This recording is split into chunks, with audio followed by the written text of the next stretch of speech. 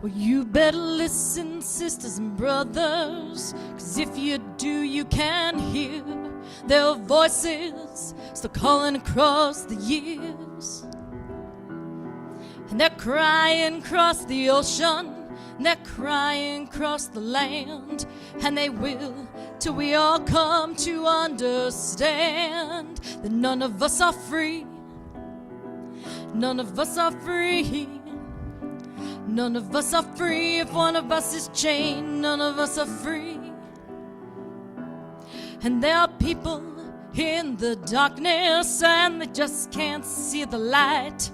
And if we don't say it's wrong, then that says it's right. We gotta feel for each other, let each other know we're here.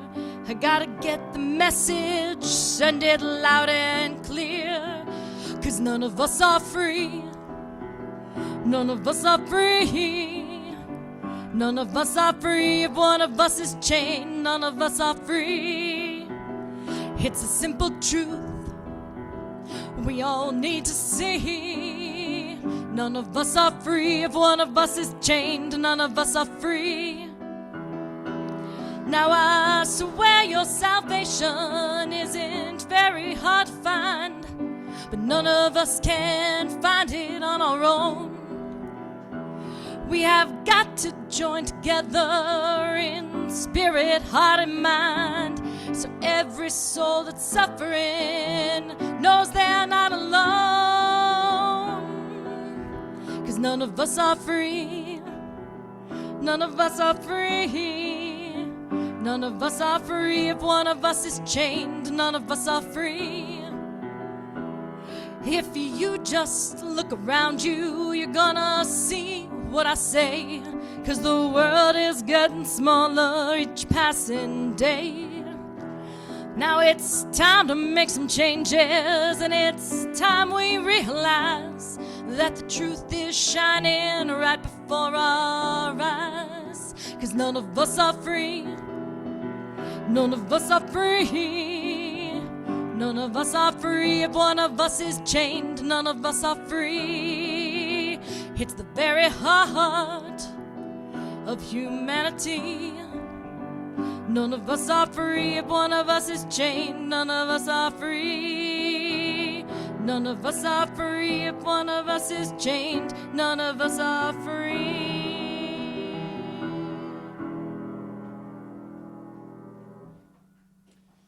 Thank you, Melissa. Quotes from the Enlightenment regarding liberty. The natural liberty of man is to be free from any superior power on earth, and not to be under the will or legislative authority of man, but to have only the law of nature for his rule. John Locke.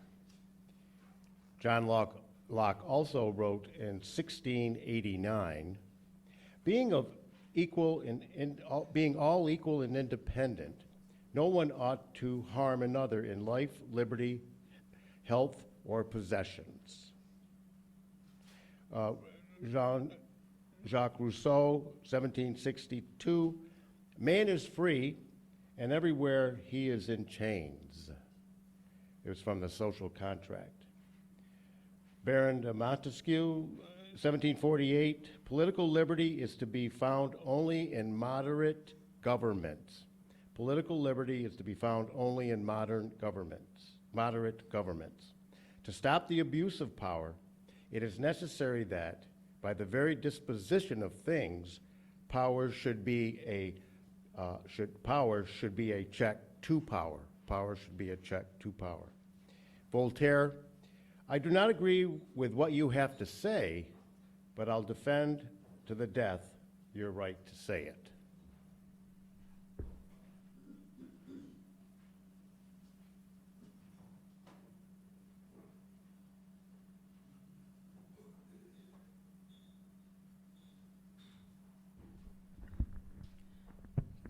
Good morning. I'm Letty Umidi and a member of the Democracy Action Team. And so, I welcome you to the Unitarian Universalist Church of Utica. Whether you are visiting for the first time or who have been a member for many years, you are welcome here. Whatever faiths you have known, if any, you are welcome here. Whoever you are and whomever you love, you are welcome here. We are invited to bring our whole selves to this worship service. Our doubts as well as our convictions, the pain and the joy we have known, our longing for connection and understanding, every part of you is welcome here. If you are visiting with us for the first time, either in person or online, we're glad to have you join us. We would love to learn more about you and connect with you on our newsletter, which you can sign up for on that back thing back there. If you have any questions, just ask anyone.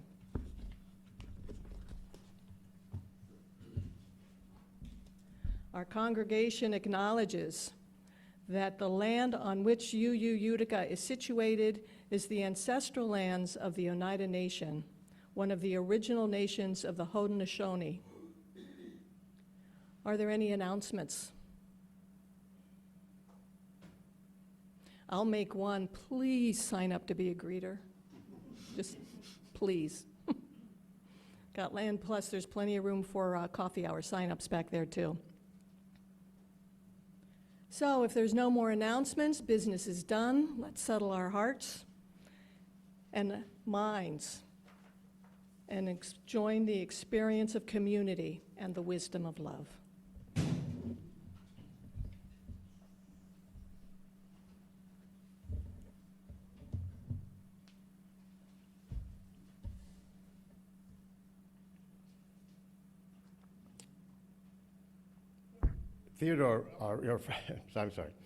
Franklin Delano Roosevelt expressed 4 freedoms, if you'll remember from your history lessons. He outlined these during the World War II era. Freedom of speech and expression, the right of every person to speak their mind everywhere in the world. That was number 1. Number 2, freedom of worship, the right of every person to worship God in their own way, anywhere in the world.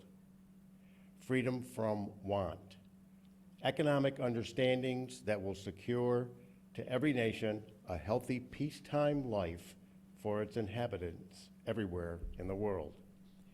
Freedom from fear, a worldwide reduction of armaments so that no nation will be in a position to commit an act of physical aggression against any neighbor anywhere in the world. Jeff, would you be so kind?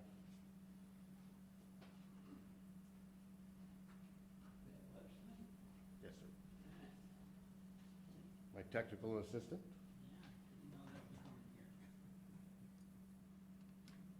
He did know, but. All right.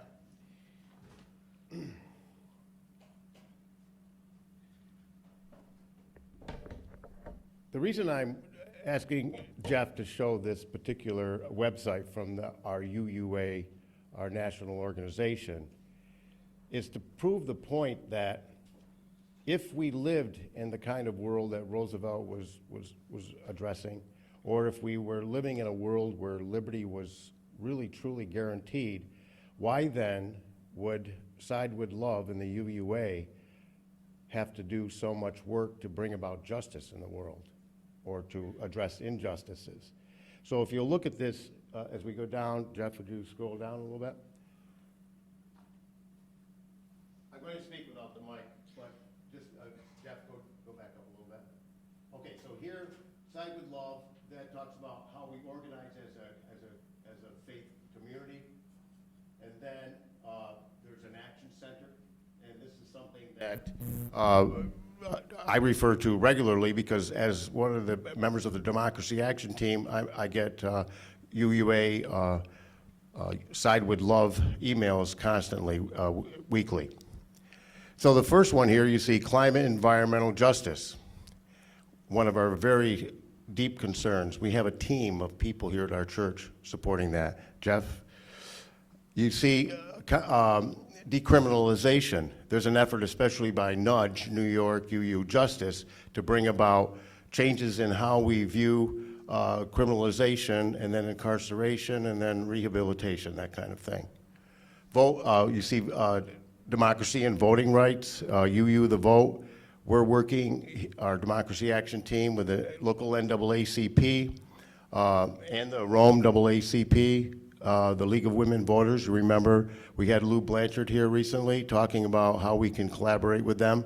I had a meeting recently. We went over how in the fall we're going to have an effort to increase voter participation, especially in marginalized communities. We need to do the work. Then you see here disability justice and accessibility. That's still an issue for many people in this country, as you well know. Immigrant justice goes without saying. We all know what's happening there. LGBTQ justice. Again, we have a team, an inclusion team that addresses the issues that are facing this community.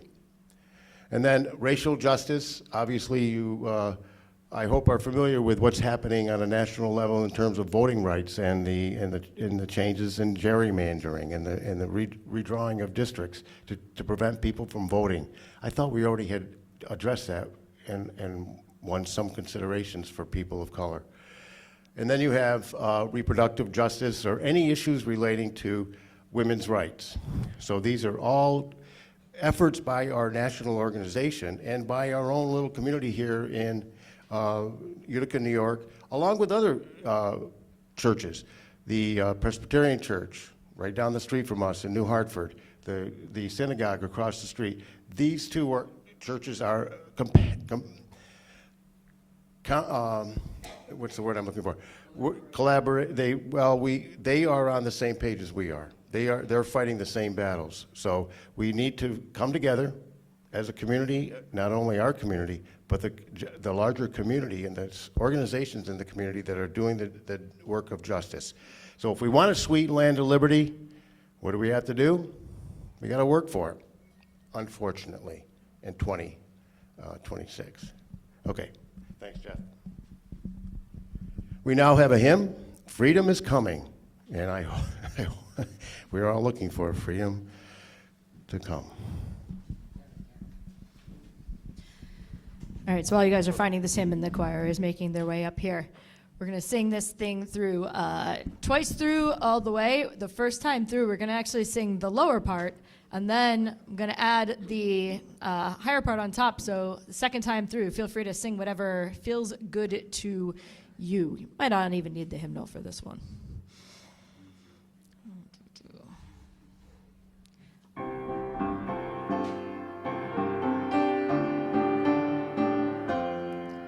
Freedom is coming, freedom is coming, freedom is coming, oh yes I know, oh yes I know, oh yes I know, oh yes I know, oh yes I know.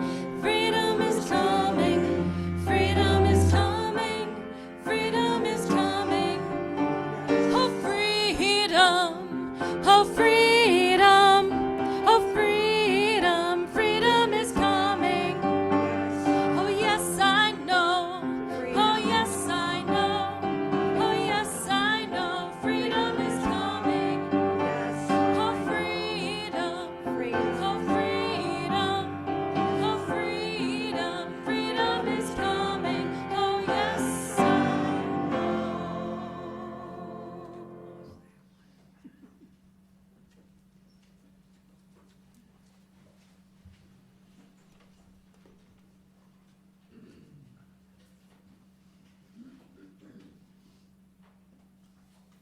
Good morning. It's story time. So we are going to read from We Are All Born Free. And this is the Universal Declaration of Human Rights and illustrated by several different children's book authors, or illustrators, as it were. We are all born free. We all have our own thoughts and ideas. We should all be treated in the same way. These rights belong to everybody, whatever our differences. We all have a right to life and to live in freedom and safety. Nobody has any right to make us a slave, and we cannot make anyone else our slave. We can all ask for the law to help us when we are not treated fairly. Nobody has the right to put us in prison without a good reason, to keep us there, or to send us away from our country. Nobody should be blamed for doing something until it is proved. When people say we did a bad thing, we have the right to show it is not true. If we are frightened of being badly treated in our own country, we all have the right to run away to another country to be safe. We all have the right to believe in whatever we like, to have a religion, or to change it if we wish. We all have the right to meet our friends and to work together in peace to defend our rights. Nobody can make us join a group if we don't want to. We all have the right to a good life. Mothers and children and people who are old, unemployed, or disabled have the right to be cared for. We all have the right to our own way of life and to enjoy the good things that science and learning bring. There must be proper order so we can all enjoy rights and freedoms in our own country and all over the world. And that is all. That's our Universal Declaration of Human Rights, selections from We Are All Born Free, which was a publication of Amnesty International and illustrated by several different Caldecott-winning children's book illustrators.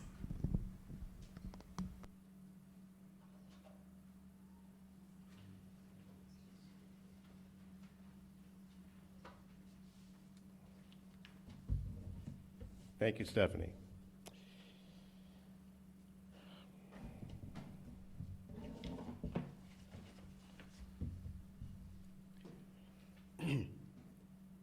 Walter Isaacson considers the greatest sentence ever crafted by human hand to be, "We hold these truths to be self-evident, that all men are created equal, that they are endowed by their Creator with certain unalienable rights, that among these are life, liberty, and the pursuit of happiness." The we in this sentence is the collective we the people, the first three words of the Constitution drafted 11 years after the Declaration of Independence.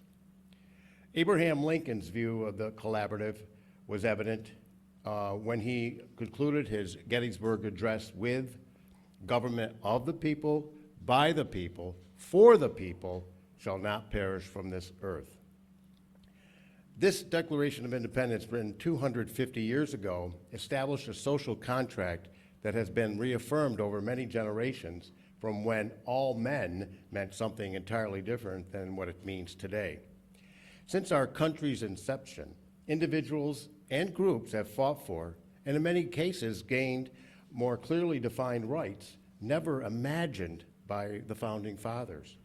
Freedom fighters such as the abolitionists, suffragists, unionists, and the civil rights marchers engaged in the good fight, because of a belief in the ideals of America and a determination to gain dignity and worth for all Americans under the law. The work of these patriots to make the Union more perfect is what makes our nation exceptional. We Unitarian Universalists want all Americans to share in the promise of America as guaranteed in the Declaration of Independence.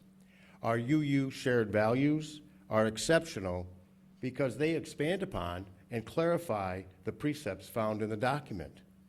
Consider three of the values in particular: pluralism, justice, and equity. Pluralism. We celebrate that all are sacred beings, that we all are, diverse in culture, experience, and theology. We covenant to learn from one another and our free and responsible search for truth and meaning. We embrace our differences and commonalities with love, curiosity, and respect. Justice. We work to be a diverse, multicultural, beloved communities where all survive. We covenant to dismantle racism and all forms of systemic oppression. We support the use of inclusive democratic processes to make decisions within our congregations, our association, and our society at large. Equity. We declare that every person has the right to flourish with inherent dignity and worthiness. We covenant to use our time, wisdom, attention, and money to build and sustain fully accessible and inclusive communities.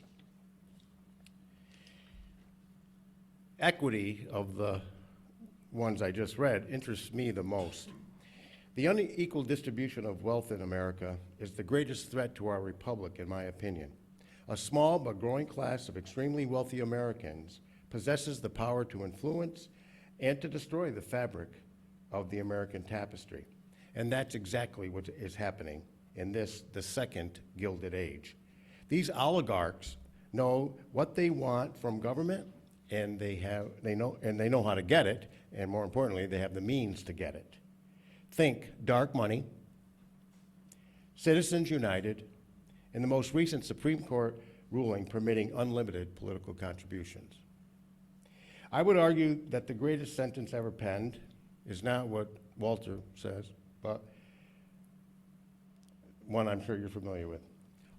All animals are equal, but some animals are more equal than others.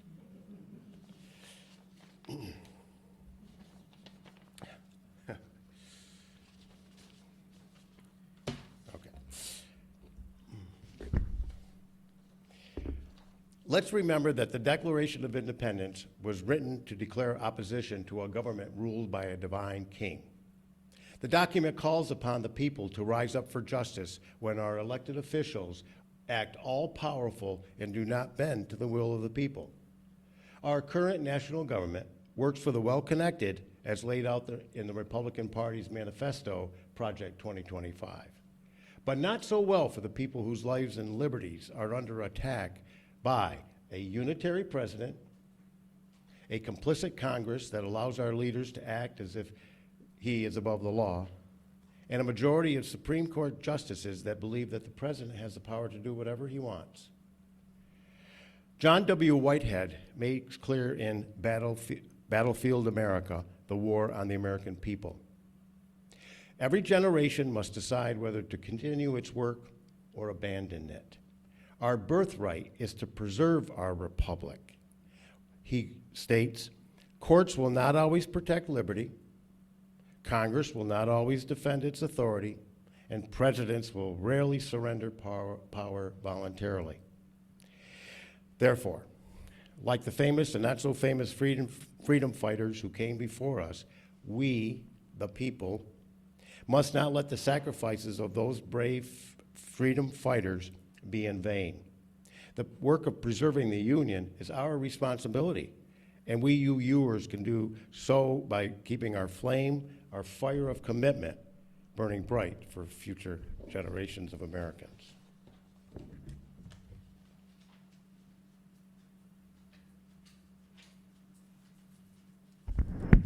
Good morning, everyone. When Ken asked me to do a reflection for this 4th of July weekend, about what freedom looks like in America today, I responded, well, it'll have to be in the past tense. In light of the current dismantling of our constitutional freedoms, the flagrant disregard for the rule of law, I don't see much freedom to talk about. And I do believe in the words of that song that Melissa so sings, and so lovely, that when one of us is chained, none of us are free. By the way, these words are frequently attributed to the civil rights icon Fannie Lou Hamer, who said, "Nobody's free until everybody's free." The current attacks on immigrants, on our transgender community, on women's reproductive freedom, in my opinion, renders all of us unfree at the moment. So we all know what's wrong. We know what's wrong with America right now. So where's the hope? So I dug very deeply to find some seeds of hope. The first thing I looked at was the long view of history, looking back on other horrible episodes in America that we moved beyond and recovered from. The other involves the concept of the moral arc of the universe, the idea that ultimately truth and justice will prevail. When Thomas Jefferson wrote that it was self-evident that all men are created equal, at that time it applied to the narrowest possible segment of the population, white men with property.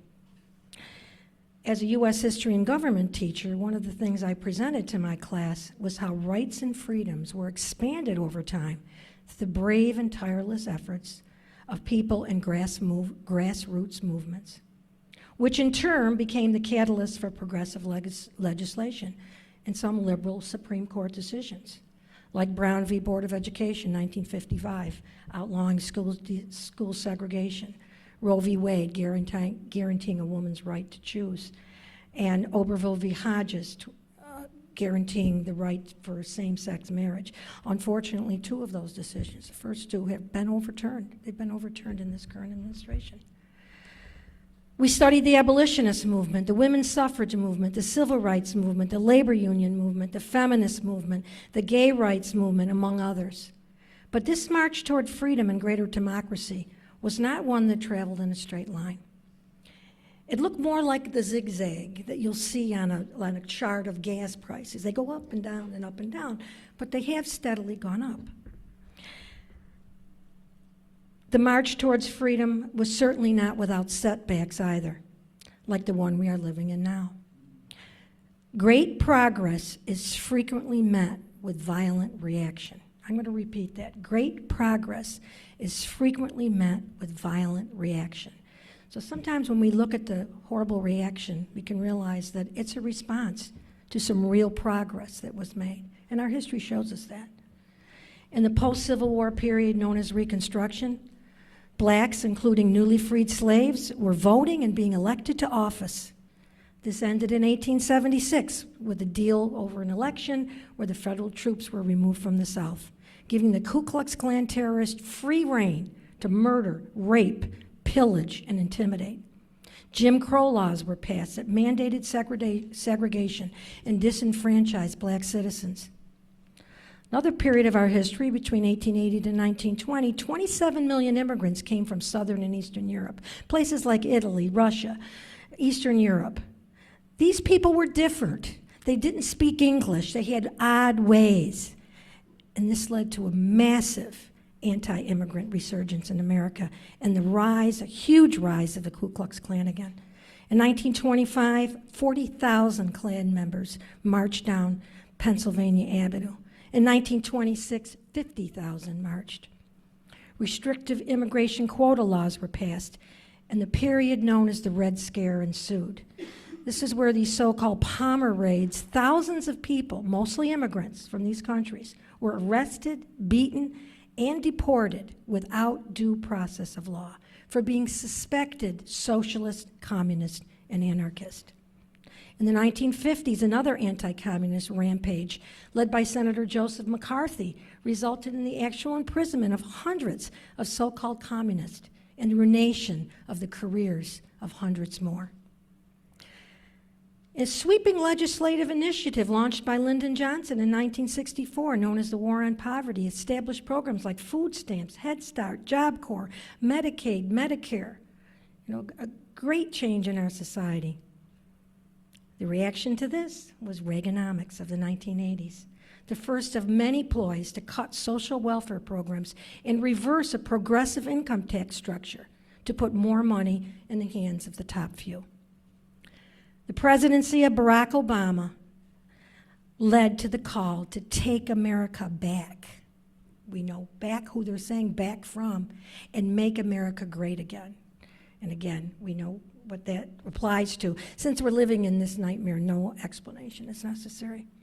But in spite of all of these setbacks, the struggles have continued, and history teaches us that we can overcome tyranny and regain ground in the slow march to greater freedom and democracy. The other seed of hope can be found in the concept that justice and truth will prevail in the long run. Theodore Parker, a Unitarian Universalist minister and radical abolitionist, is known for an 1852 sermon where he talked about the arc of the moral universe. Parker said, quote, "You see a continual and progressive triumph of the right. I do not pretend to understand the moral universe. The arc is a long one. My eye reaches but little ways. I cannot calculate the curve and complete the figure by the experience of sight. I can divine it by conscience. But from what I see, I am sure it bends towards justice." This concept was used by Martin Luther King Jr. in the struggle for civil rights, and was quoted in his famous 1965 speech on the steps of the Capitol in Montgomery, Alabama, which we'll hear at the end of the service. The moral arc gives us a hope that all tyrants will eventually fall, that love will overcome hate, that justice will prevail over injustice, and that truth will prevail over lies. But none of this happens without a continued struggle, even in the face of adversity and setbacks. King said, quote, "We must accept finite disappointment, but never give up infinite hope. Neither Parker nor King believed that morality would prevail without a struggle against injustice and oppression. The central values of the UU Church, you can see in front of us, and as Ken was pointing out in that slideshow, as seen in the banner in front of us, encourage us to do just that, to continue to struggle for equality, equity, inclusion, and social justice. Thank you.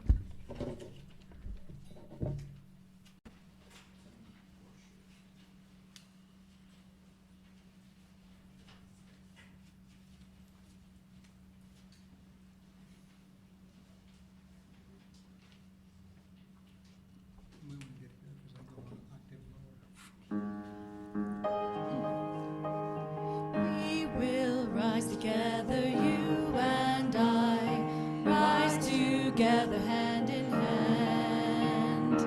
We will rise together, heads held high. We will reach the promised land. Come, my friend, I see a brighter day, where freedom rings for everyone. Come along and we will find the way to justice rising like the sun. We will sing together, you and I, sing together hand in hand. We will sing together, heads held high. We will reach the promised land. Come, my friend, I see a brighter day, where freedom rings for everyone. Come along and we will find the way to justice rising like the sun. We will dance together, you and I, dance together hand in hand. We will dance together, heads held high.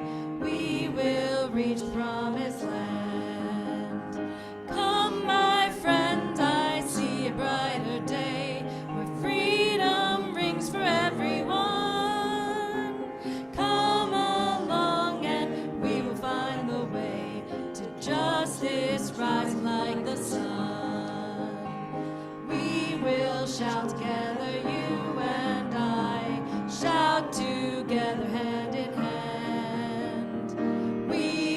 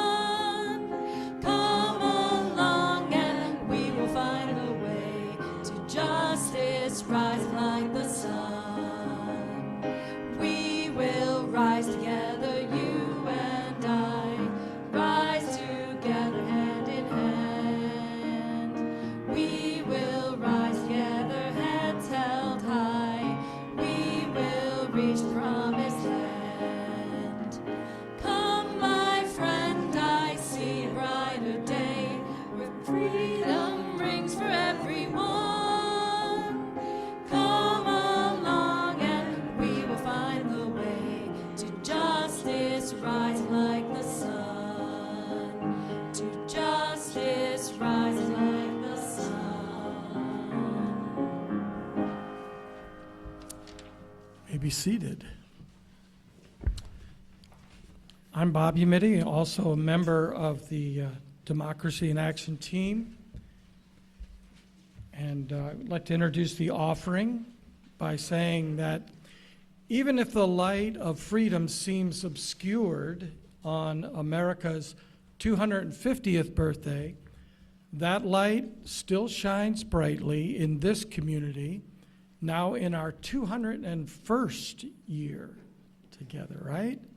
And that's because we do cherish freedom and we work to keep it strong by showing up, by serving, and by sharing what we have. So today's offering helps keep freedom's light burning bright. We'll receive the offering.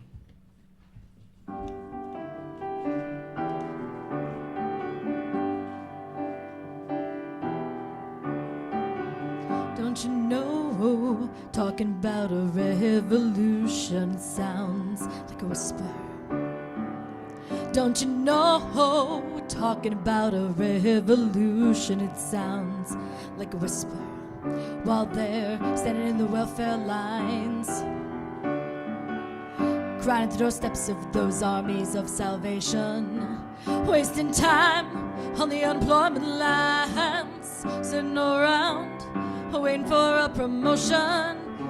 Did you know, talking about a revolution, it sounds like a whisper. Poor people gonna rise up and get their share. Poor people gonna rise up and take what's theirs. Did you know you better run, run, run, run, run, run, run, run, run, run, run, run? I said you better run, run, run, run, run, run, run, run, run, run, run, run. 'Cause finally the tables are starting to turn, talking about a revolution. 'Cause finally the tables are starting to turn, talking about revolution. Oh no, talking about a revolution. Oh no, talking about a revolution. Oh no.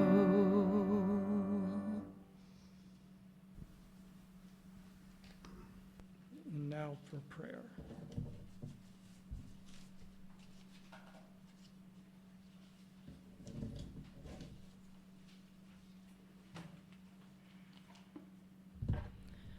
For our meditation, I invite you to take your gray hymnal that you should have there and turn to number 594. We're going to read it together responsibly. Let's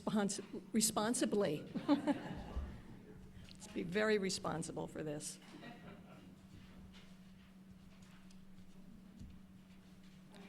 Principles and purposes for all of us. We affirm. Okay. As a choir member, I'm doing the we affirm and promote, and then you guys read the italics. Okay, so forgive my dulcet tones. I'm reading this part, and then you do the rest. But let's really think about this and really embrace it. It's not just words on a page. It's something we, as you use, say we believe and that we are working together to build. We affirm and promote the inherent worth and dignity of every person. We believe that each and every person is important. We affirm and promote justice, equity, and compassion in human relations. We believe that all people should be treated fairly. We affirm and promote acceptance of one another and encouragement to spiritual growth. We believe that our churches are places where all people are accepted and where we keep on learning together. We affirm and promote a free and responsible search for truth and meaning. We believe that each person must be free to search for what is true and what is in life. We affirm and promote the right of conscience and the use of democratic process.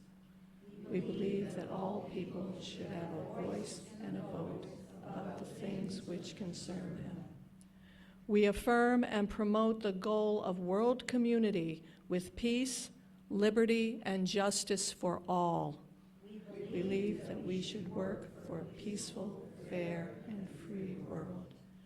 We affirm and promote respect for the interdependent web of all existence of which we are a part. We believe we should care for our planet Earth.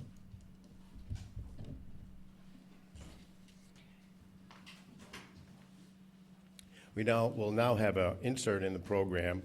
Barbara Lindsley will come forward and give us all some information about Adirondack.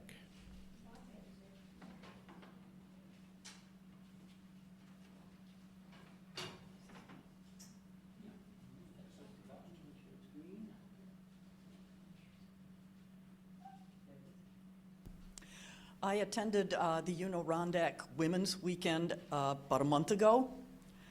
And for those of you who are interested, it is about 40 minutes from Lowellville on the road to Stillwater Reservoir. There are small signs along the way, and then the entrance is well marked. You turn onto a 8/10 of a mile dirt road, single lane. You might get a little nervous at this point. The dorms are rustic, but there is a bathroom on every floor.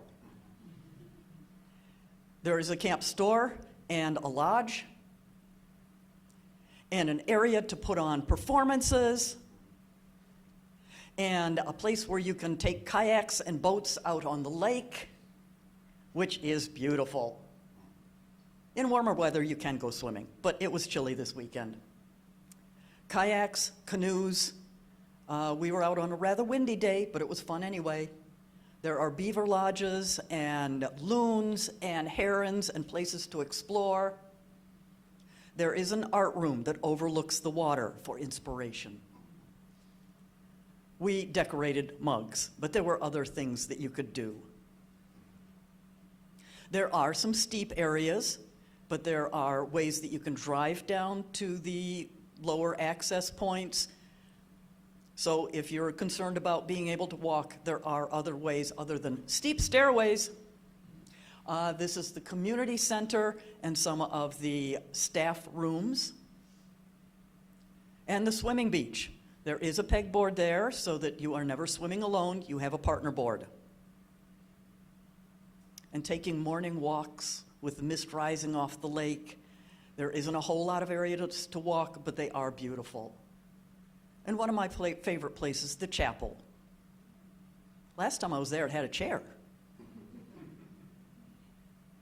The food was amazingly good. It is camp fare, but the comments just about every day were things like, I didn't know kale could taste so good. There were usually a meat dish, a non-meat dish, oftentimes a vegan dish, as well as salad, fruit, and so forth. So there was something for everybody. And because it is open 6 months out of the year, the cooks were fantastic. Dining hall, let's go back to the dining hall. It is assembly line type of feeding, but it's community, it is camaraderie, and for those of you who know her, there's Judy Jerome. She comes every year to the Women's Weekend. Okay. We go out for long walks. This one was up to the fire tower, if you're willing to climb that high. And during the day, there is always free time where you can get together and make crafts. As you notice, there are some of the paper boxes that Nancy Horvath taught me how to make. They're doing painting. Other people bring projects that they can share with others. And yes, it can be buggy, and I thought somebody had left that spray off, but I saw that they were in strategic locations around the camp. Our final night, we had Cafe Luna, which is we could tell a poem, tell a story, sing a song, show any of our artistic abilities. Okay. And the lodge, which apparently burned down 25 years ago, has books, puzzles, games, all kinds of things to do on a rainy indoor day. Some of our people came from as far away as State College, Pennsylvania, the DC area, and so they had, a couple of them had left the night before, a couple of them left early in the morning, but I was really amazed at how bonded we got in just basically 2.5 days. And then there's the long road out to leave. The spring calendar, there is a work weekend, and it was advised that if you want your children to go here, maybe come for a work weekend. It is not all work. You work in the morning and have fun in the afternoon. But it's a way for the parents to get to know the camp and the children to become familiar with it, with the security of their parents. The summer weekends, there are for every 2 years age group. And then, as they said, some kids go there from 8 to 18, and then they feel lost when it's over. And so there is a program for older children who have graduated high school. And there is a family camp, which is another one at the end of the year where parents can bring their children to introduce them to it.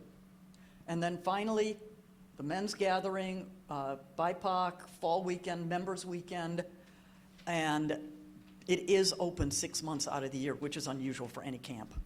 So I can answer any questions you want, and in September, we have been invited to join the Syracuse UUs. They have is it a weekend? It's a weekend there. And so there is more information, and that will be in the newsletter. And we also have a scholarship. Yeah, if you want money to go to Unirondack, we have quite a lot of it that we keep trying to give away. Nobody seems to want. Email Merrily. Okay, thank you, Barbara. Please check with Barbara if you have any questions, and we'll be advertising this in the newsletter and in subsequent services. If you'll now look at your order of service, it's time now to extinguish the chalice. So please read along with me. We extinguish this flame, but not the light of truth, the warmth of community, or the fire of commitment. These we carry in our hearts until we meet again.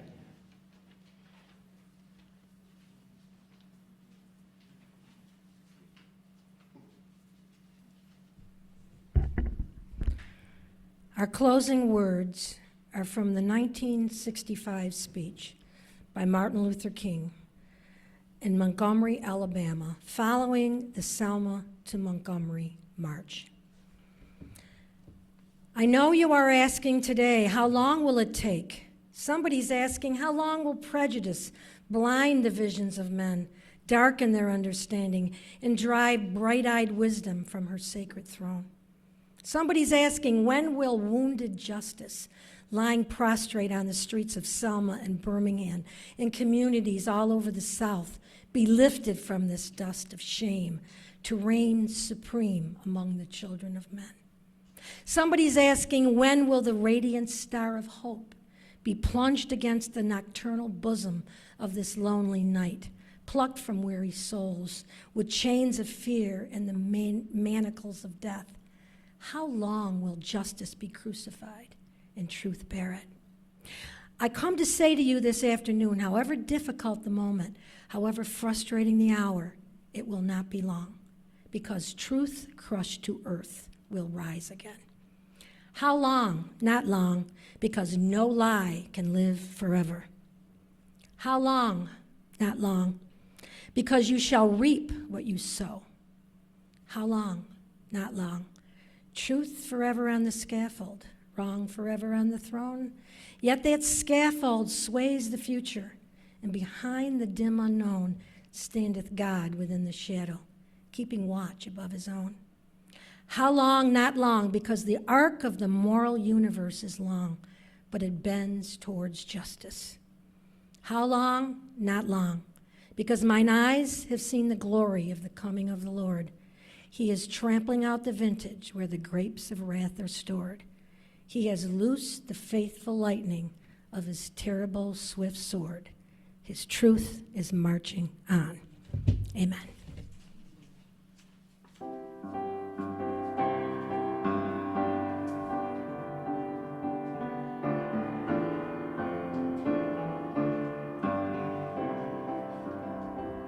in Montgomery and in Selma, in the streets of Birmingham. The people send a message to the leaders of the land. We have fought and we have suffered, but we know wrong from right. We are family, we are neighbors, we are black and we are white. Here I go, bound for freedom. May my truth take the lead, and not the preacher, not the Congress, not the millionaire, but me. I will organize for justice. I will raise my voice in song, and our children will be free to lead the world and carry on. From a cell in Pennsylvania, from an inmate on death row, Mumia had the courage to expose the evil show. From the courtroom to the boardroom, in the television's glare, how the greedy live off poor and hungry people everywhere. Here I go, bound for freedom. May my truth take the lead, not the preacher, not the Congress, not the millionaire, but me. I will organize for justice. I will raise my voice in song, and our children will be free to lead the world and carry on. Here I go, though I'm standing on my own. I remember those before me, and I know I'm not alone. I will organize for justice. I will raise my voice in song, and our children will be free to lead the world and carry on. From the streets of New York City, across the oceans and beyond, people from all nations create a common bond. With our conscience as our weapon, we are witness to the fall. We are simple, we are brilliant, we are one and we are all. Here I go, bound for freedom. May my truth take the lead, not the preacher, not the Congress, not the millionaire, but me. I will organize for justice. I will raise my voice in song, and our children will be free to lead the world, carry on. Here I go, though I'm standing on my own. I remember those before me, and I know I'm not alone. I will organize for justice. I will raise my voice in song, and our children will be free to lead the world and carry on. And our children